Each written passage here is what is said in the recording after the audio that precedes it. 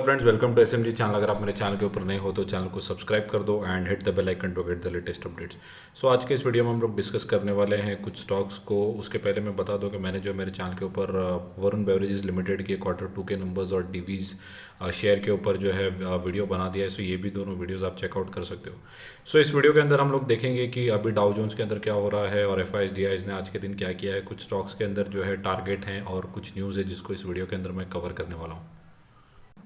आज के दिन की बात कर ले तो लगभग 2600 करोड़ के आसपास की जो बाइंग है वो एफआईज ने की है। वो लिए लगातार तीसरा दिन है जहां पे एफआईज जो है कंटिन्यूसली मार्केट के अंदर बाय कर रहे हैं। और वहीं अगर डीआईज देखें तो 730 करोड़ के आसपास की सेलिंग की है, क्योंकि आपको ये भी देखना होगा कि डीआईज ने जो है कंटिन्यूस बेसिस के ऊपर बाइंग की है। अब वो जो है माइनर माइनर सी सेलिंग अगेंस्ट एफआईज जहाँ पे बाय कर रहे हैं वहाँ पे डीआईज जो है वो हल्का फुल्का सेल कर रहे हैं। ये जो फाइनेंशियल ईयर है वहाँ से अगर अप्रैल से देखें तो लगभग 40,000 करोड़, 54,000 करोड़, 6,000 करोड़, सिर्फ 22,000 करोड़ के आसपास की जो बाइंग है अगस्त के महीने में देखने को मिले। बाकी आप देखें तो लगभग लाखों करोड़ के आसपास जो है सेलिंग एफआईज ने ऑलमोस्ट कर दी है। अभी सिर्फ अगर आप देखें तो अप्रैल से लेके अक्टूबर तक के फाइनेंशियल ईयर में 22-23 के अंदर आपको इतनी सारी सेलिंग की है। वहीं अगर डीआईएस ने अगर बात करें तो डीआईएस ने उतनी ज़्यादा भी बाइंग तो नहीं की है, बट जितना भी उनके अंदर पोटेंशियल था आप देख सकते हो कि कहीं 46,000 करोड़, कहीं 50,000 करोड़, कहीं 29,000 करोड़। सिर्फ अगस्त के अंदर आप देख सकते हो कि वाइस वर्सा चलता है एफआईज वर्सेस डीआईएस। तो जहाँ पे इन्होंने 22,000 करोड़ के आसपास की बाइंग की थी वहाँ इन्होंने 7,000 करोड़ के आसपास की सेलिंग की थी। मैं सिर्फ आपको एक मेंटालिटी समझाना चाहता हूँ कि आप अगर एफआईआई हो और अगर आपके पास इतना सारा फंड है और अगर आपने लगातार मार्केट्स के अंदर माल बेचा है, लाखों करोड़ का माल अगर आपने बेच दिया एज अ इन्वेस्टर, अगर आप खुद एक इन्वेस्टर हो, आप उस माल को सेल करके क्या करोगे? क्योंकि इक्विटी मार्केट ही एक ऐसा मार्केट है जहाँ पे सबसे ज़्यादा पैसे या परसेंटेज सबसे ज़्यादा बनता है, नंबर ऑफ रिटर्न जो है वो, ये हिस्ट्री है। ये बात जो है वो सबको पता है कि इक्विटी मार्केट्स के अंदर ही सबसे ज़्यादा पैसे बनते हैं।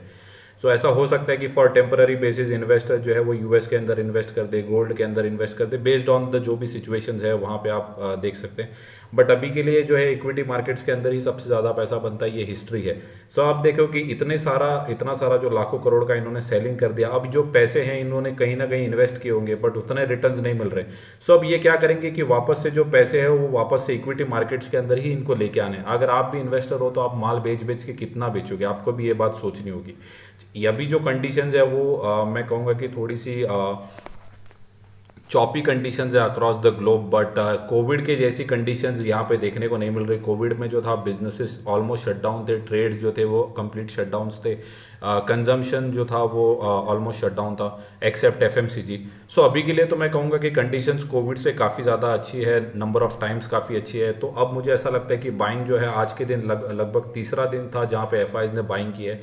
लगातार अगर बाइंग होगी तो मुझे ऐसा लगता है कि वापस से मार्केट के अंदर काफ़ी अच्छी तेज़ी आपको देखने को मिल सकती है।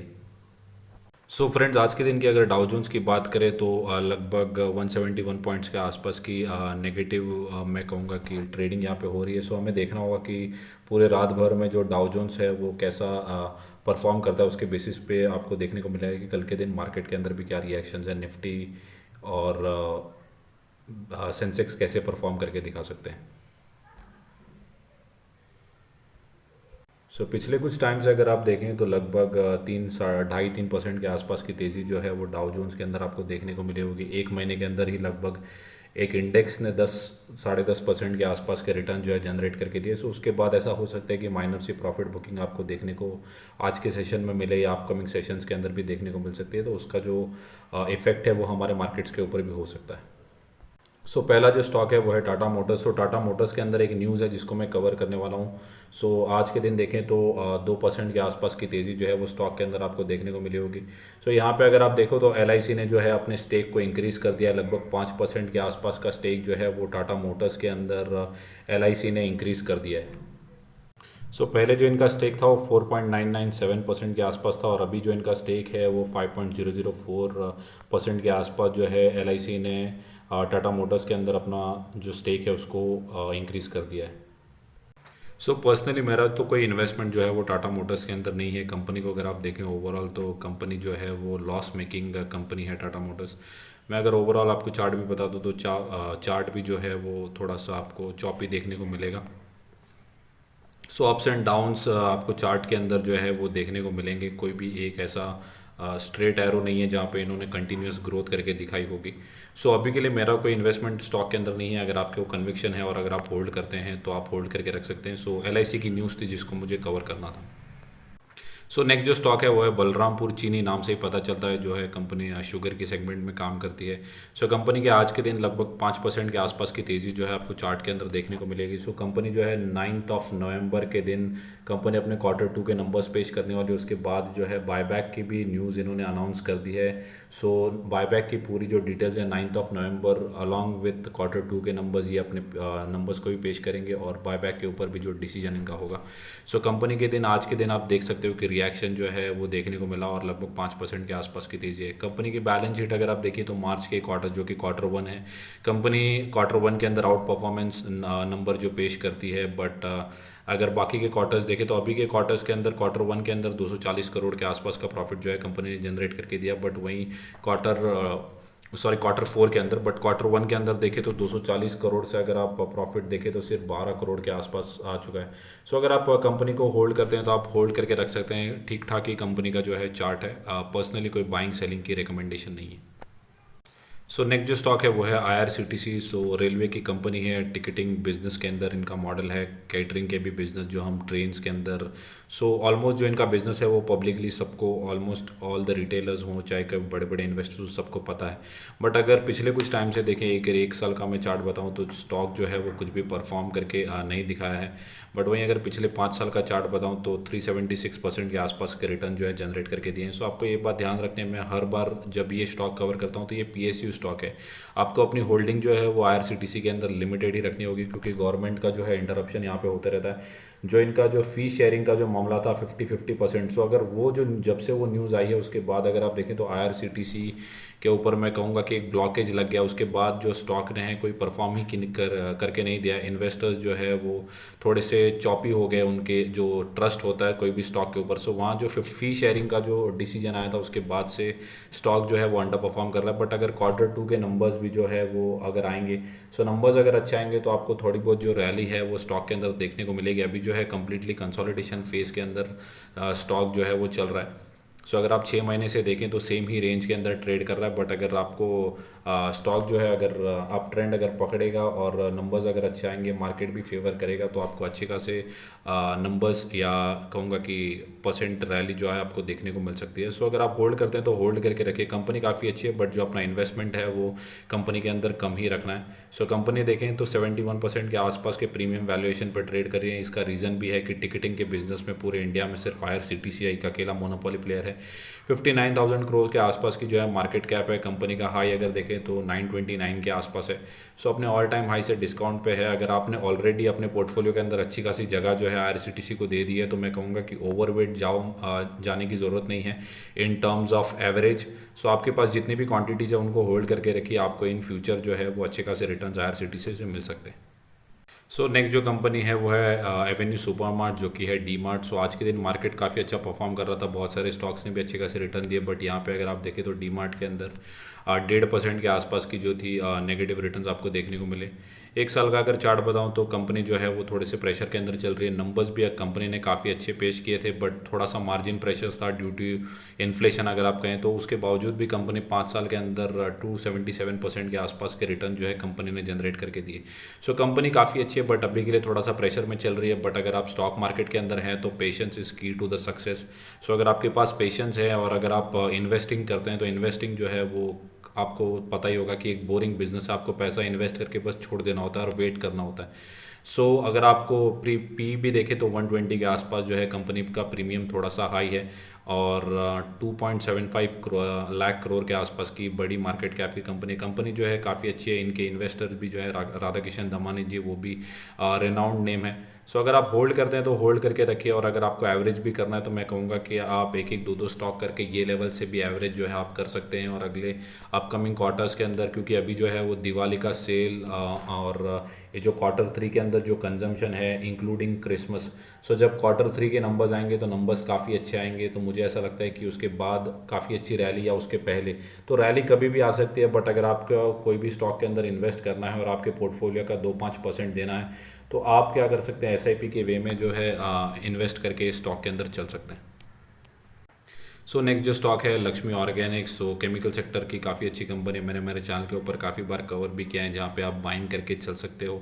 सो ऑलमोस्ट 40-45% के आसपास का डिस्काउंट जो है वो अपने ऑल टाइम हाई से कंपनी के अंदर आपको डिस्काउंट देखने को मिलेगा। सो कंपनी के जो नंबर्स हैं वो आपको आते हुए देखने को मिलेंगे। 8 नवंबर के आसपास जो है कंपनी के नंबर्स आ सकते हैं। उसके बाद अगर आपको बाइंग करके चलनी है तो बाइंग भी कर सकते हैं।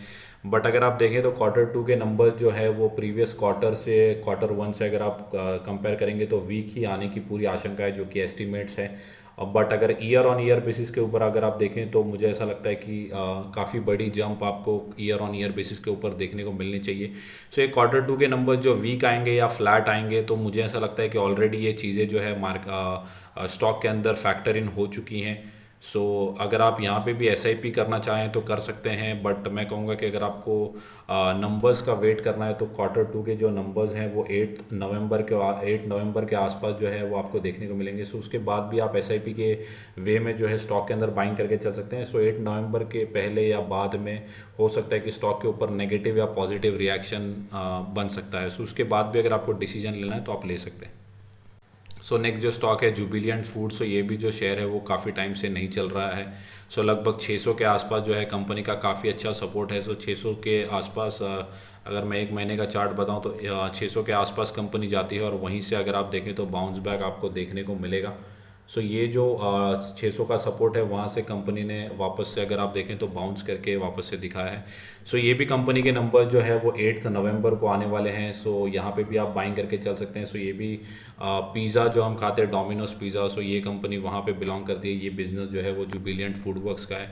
सो काफ़ी अच्छी कंपनी है और कंपनी की डिमांड भी काफ़ी अच्छी है। सो अगर आप देखें तो अपने ऑल टाइम हाई से काफ़ी ज़्यादा करेक्ट हो चुका है। सो यहाँ पे भी मैं कहूँगा कि अगर आपको बाय करना है या आपके पास ऑलरेडी होल्डिंग है तो आप यहाँ पे भी एवरेज कर सकते हैं। स्टॉक काफ़ी अच्छा है, बट पिछले कुछ टाइम से जो है वो चल नहीं रहा है अक्रॉस मार्केट अगर देखें। बट वापस से अगर मार्केट के अंदर अच्छी रैली आती है और नंबर्स काफ़ी अच्छे आते हैं तो यहाँ पे भी आपको रैली जो है देखने को मिल सकती है।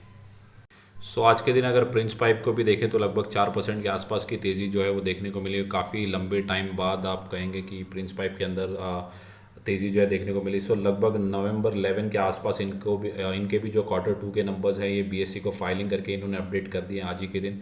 सो यहाँ पे अगर आप देखें तो काफ़ी अच्छी तेज़ी जो है 549 के आसपास कंपनी के अंदर देखने को मिली। कंपनी की जो मार्केट कैप है वो 6000 करोड़ के आसपास है। काफ़ी ज़्यादा प्रीमियम वैल्यूएशन पे जो है स्टॉक ट्रेड नहीं कर रहा। अगर आप एस्ट्रल से इसको कंपेयर करें सो एस्ट्रल जो है वो 41,000 करोड़ के आसपास की मार्केट कैप है और एस्ट्रल का अगर पी देखें तो वो 83 के आसपास है। वहीं अगर प्रिंस पाइप का देखें तो 24 के आसपास है।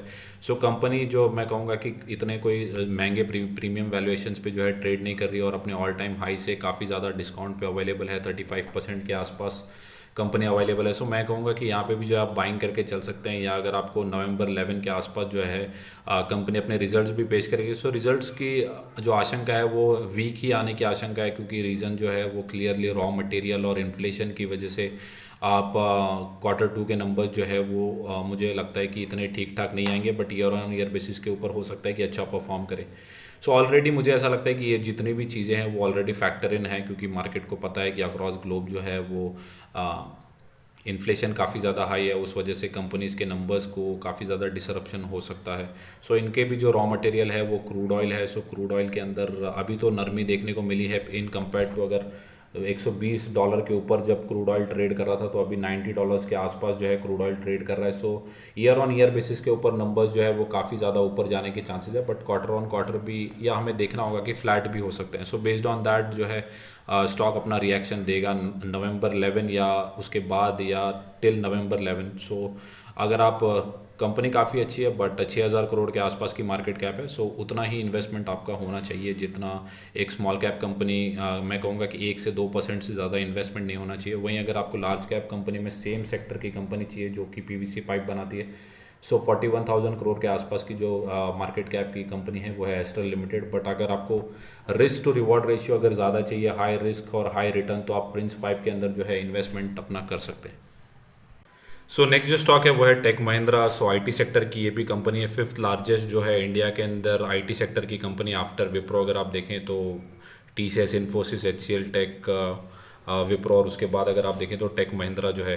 सो आज के दिन कंपनी के नंबर्स आ चुके हैं। कंपनी ने जो है 18 रुपये के आसपास का डिविडेंड जो अपने शेयर होल्डर्स को दे दिया है। सो ईयर ऑन ईयर बेसिस के ऊपर देखें तो आप प्रॉफिट के अंदर जो है वो डिक्लाइन आपको देखने को मिलेगा। सेल्स कंपनी की काफ़ी अच्छी है, बट एट्रीशन रेट जो अक्रॉस आईटी इंडस्ट्री एक प्रॉब्लम है। सो 20% के आसपास जो है अभी के लिए इनका एट्रीशन रेट है।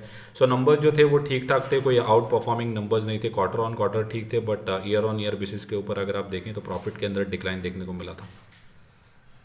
सो नेक्स्ट और लास्ट जो स्टॉक है वो है हिंदुस्तान यूनिलीवर। सो हिंदुस्तान यूनिलीवर के ऊपर एक्सिस सिक्योरिटीज़ ने जो है वो 2780 के आसपास का जो टारगेट है वो लॉन्ग टर्म टारगेट एचयूएल के ऊपर दे दिया है। सो एफएमसीजी की काफ़ी अच्छी कंपनी है, नंबर्स भी काफ़ी अच्छे पेश किए थे, बट अभी के लिए जो यूएस में इनके कुछ प्रोडक्ट्स के ऊपर बैन लगा दिया है, उस वजह से अगर आप देखें तो स्टॉक के अंदर थोड़ी सी गिरावट पिछले कुछ दिनों के अंदर आपको देखने को मिली होगी। बट ओवरऑल जो कंपनी है वो एफएमसीजी सेक्टर की काफ़ी बड़ी कंपनी है। सो 6 लाख करोड़ के आसपास की मार्केट कैप है, 62 के प्रीमियम वैल्यूएशन पे है, ठीक ठाक डिविडेंड भी देती है लगभग 1.5% के आसपास। सो ओवरऑल कंपनी काफ़ी अच्छी है। यहाँ पे भी आप, मैं कहूँगा कि एसआईपी के वे में आप बाइंग करके चल सकते हैं इन फ्यूचर। सो एक साल में अगर देखें तो कंपनी जो है वो फ्लैट ही ट्रेड कर रही है, लगभग 5% के आसपास के ही रिटर्न जो है कंपनी ने जनरेट करके दिए हैं। कंपनी जो है वो टाइमली बेसिस के ऊपर डिविडेंड्स भी जो है अपने शेयर होल्डर्स को पेश देती है।